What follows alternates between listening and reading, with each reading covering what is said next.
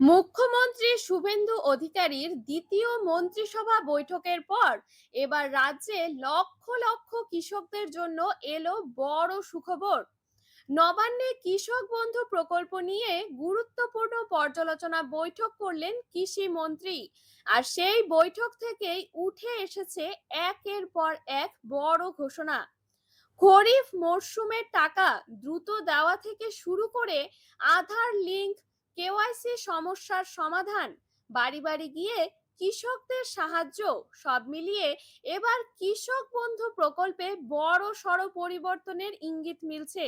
বিশেষ করে যেসব কৃষক এখনো টাকা পাননি বা বিভিন্ন সমস্যার কারণে আবেদন আটকে রয়েছে, তাদের জন্য এই খবর অত্যন্ত গুরুত্বপূর্ণ।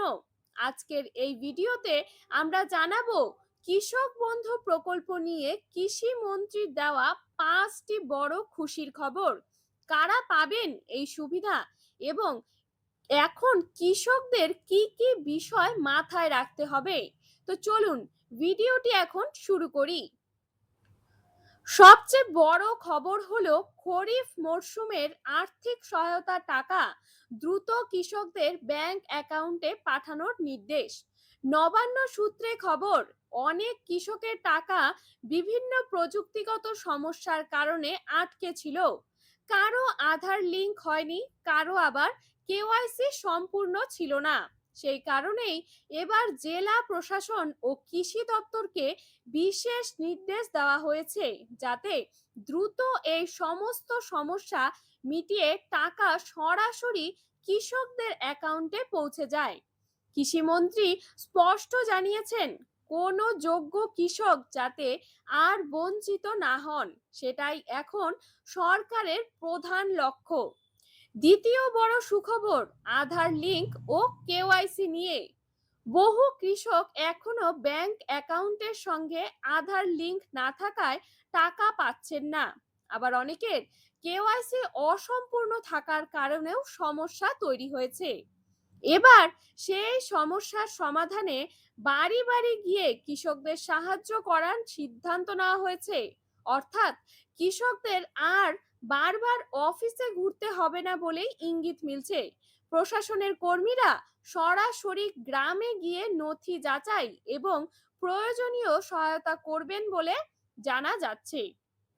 তৃতীয় বড় খবর কৃষক বন্ধু প্রকল্পের আর্থিক সহায়তা নিয়ে। বর্তমানে যেসব কৃষকের জমির পরিমাণ 1 একর বা তার বেশি, তারা বছরে মোট 10,000 টাকা পর্যন্ত আর্থিক সহায়তা পান।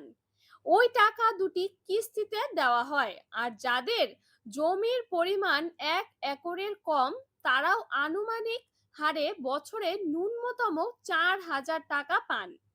কৃষিমন্ত্রীর বৈঠকের পর এখন জল্পনা শুরু হয়েছে, ভবিষ্যতেও এই আর্থিক সহায়তার পরিমাণ আরো বাড়ানো হতে পারে বলে। কি না, যদিও সরকারিভাবে এখনো কোনো ঘোষণা করা হয়নি, তবে কৃষকদের মধ্যে আশা বাড়ছে। চতুর্থ গুরুত্বপূর্ণ সুখবর মৃত্যুজনিত আর্থিক সহায়তা নিয়ে। কৃষক বন্ধু প্রকল্পের অন্যতম বড় সুবিধা হলো কোনো কৃষকের অকাল মৃত্যু হলে তার পরিবারকে এককালীন 2 লক্ষ টাকা আর্থিক সহায়তা দেওয়া হয়। বৈঠকের এই সুবিধা আরো দ্রুত পরিবারের হাতে পৌঁছে দেওয়ার ওপর জোর দেওয়া হয়েছে, কারণ বহু ক্ষেত্রে নথির সমস্যায় টাকা পেতে দেরি হয় বলে অভিযোগ উঠেছিল।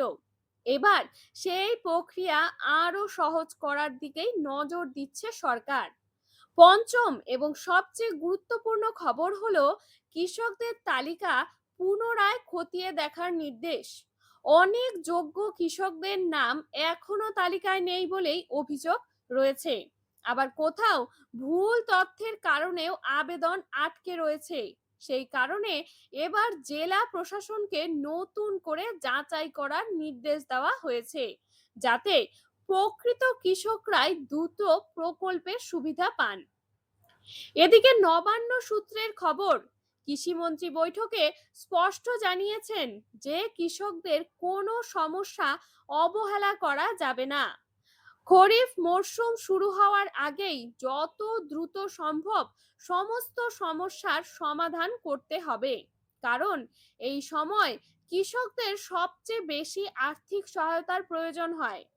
বীজ, সার, চাষের খরচ সবকিছুর জন্যই এই টাকার ওপর নির্ভর করেন বহু কৃষক।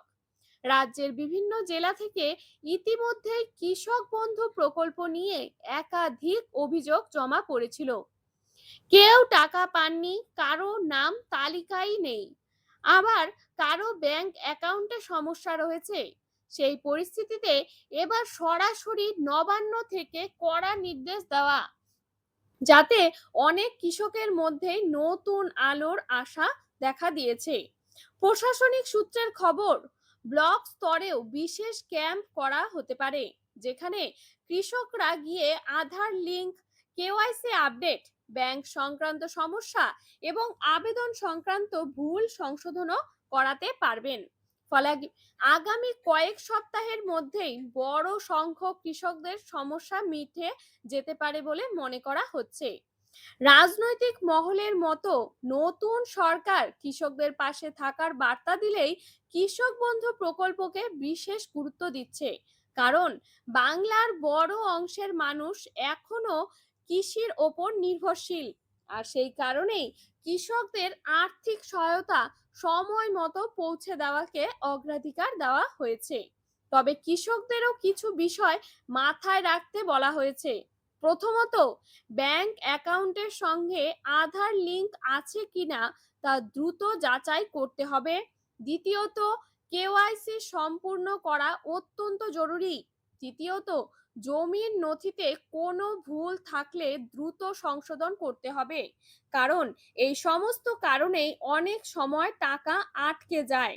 সব মিলিয়ে মুখ্যমন্ত্রীর দ্বিতীয় মন্ত্রিসভা বৈঠকের পর কৃষক বন্ধু প্রকল্প নিয়ে কৃষির এই 5টি বড় ঘোষণা এখন রাজ্যের কৃষকদের কাছে সবচেয়ে বড় খবর হয়ে উঠেছে। এখন দেখার বিষয়, প্রশাসনের এই কড়া নির্দেশের পর কত দ্রুত কৃষকদের হাতে টাকা পৌঁছায় এবং আটকে থাকা সমস্যাগুলির সমাধান কখন হয়।